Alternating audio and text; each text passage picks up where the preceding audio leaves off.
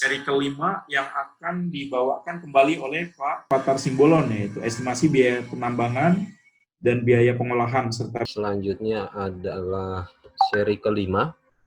Nah, di seri kelima ini fokus pembahasannya yaitu nanti tentang estimasi biaya penambangan, biaya pengolahan, dan biaya kapital. Kalau kembali lagi ke dalam flowchart-nya, bahwa seri kelima itu ada di bagian flowchart ini. Jadi dia bagian dari evaluasi keekonomian. Jadi setelah tadi Pak Dwi menjelaskan tentang desain dan perencanaan, kemudian dilanjut sebelum masuk ke finansialnya nanti ada yang namanya sedikit tentang biaya. Pertanyaannya, terkadang sebuah tambang itu menggunakan kontraktor begitu ya, menggunakan skema mining kontraktor. Kalau sudah punya mining kontraktor, kenapa repot-repot harus dihitung gitu? Nah, itu sering pertanyaan. Tapi seorang CPI cadangan, walaupun dia sudah tahu bahwa proyek itu nantinya akan menggunakan kontraktor, dia harus bisa menjustifikasi bahwa benar nggak sih angka yang dikasih. Atau gini, kasusnya proyeknya adalah sebuah proyek greenfield, ya, belum berjalan, masih greenfield atau brownfield sudah, tapi hanya ada quote kontraktor. Nah, pertanyaannya justifikasinya, apakah quote kontraktor itu make sense nggak? Itu yang harus bisa dijustifikasi seorang estimator cadangan. Jadi tidak bisa, karena saya juga sering menemukan ya, angka dari kontraktor itu tidak masuk akal. Kenapa? Ternyata si kontraktor itu karena kebutuhan lokal gitu ya, bersifat lokal daerah atau provinsi, di mana kepemilikan dari kontraktor itu masih ada afiliasi dengan si ownernya, sehingga quote itu bisa dibilang di-drive juga oleh si pemilik tambang. Sehingga itulah pentingnya seorang estimator cadangan atau CPI cadangan itu perlu bagaimana menghitung biaya tambang tersebut untuk menjustifikasi quote kontraktor penambangan. Nah, cara paling simpel yaitu estimasi biaya penambangan itu dinamakan dengan cost principal method, di mana pekerjaan ini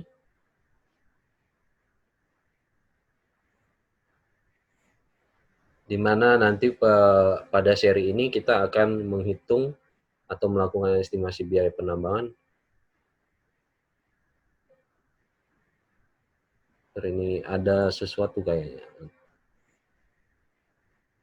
Oke, nanti perhitungan estimasi biaya penambangannya dimulai dari perhitungan jam kerjanya, mungkin semua udah tahu jam kerja efektif. Kemudian kita hitung produktivitas alat muat dan alat angkut. Dari produktivitas ini dikombinasikan dengan rencana pemindahan material pada saat hasil scheduling, kita bisa tentukan jumlah kebutuhan alatnya. Kemudian tahap berikutnya adalah kita lakukan hal yang sama untuk pemboran. Jadi dari pemboran ini nanti kita hitung produktivitas dengan juga jumlah material dari hasil main scheduling. Nanti kita bisa tentukan jumlah kebutuhan alatnya. Kemudian bahan peledak, ini juga beserta aksesorisnya. Ini rangkaian atau seri setelah kita menghitung alat pemboran. Kemudian setelah itu kita hitung, setelahnya adalah dihitung alat penunjangnya atau ancillary, mulai dari doser, grader, doser, loader, dan lain-lain sampai ke alat transport bus ataupun water truck. Jadi itu nanti dihitung di bagian sini. Nah, setelah itu baru dilanjutkan kebutuhan manpower. Manpower yang dimaksud di sini adalah manpower khusus penambangan ya. Jadi mulai dari operatornya, supervisor, bahkan sampai ke manajemen untuk penambangannya. Nah, kemudian ini adalah biaya tetap dan biaya lainnya. Biaya tetap ini itu biasanya biaya APD, kemudian makan minum, akomodasi, dan lain-lainnya. Nanti tipikalnya akan kita hasilkan sebuah summary saja, nanti ujungnya seperti ini. Ada sebuah table nanti tahun atau period. Berapa sih biaya drillingnya, biaya blasting, loading, hauling, ancillary, labor, sama fixed cost.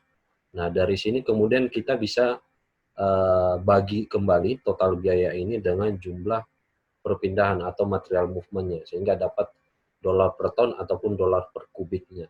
Nah, angka ini kemudian bisa kita pakai untuk justifikasi kontraktor itu menawarkan harga itu make sense nggak, atau ya tentu ini kan hanya owner operating gitu ya. Kalau kita tambahkan dengan margin dari sebuah perusahaan kontraktor menjadi sebuah quote-nya dia. Nah, apakah angka hitungan ini kurang lebih mirip dengan penawaran kontraktor penambangan? Inilah yang menjadi justifikasi kita terhadap biaya kontraktor tambang tersebut.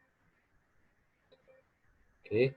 Kemudian biaya pengolahan. Nah, untuk biaya pengolahan itu kalau untuk batu bara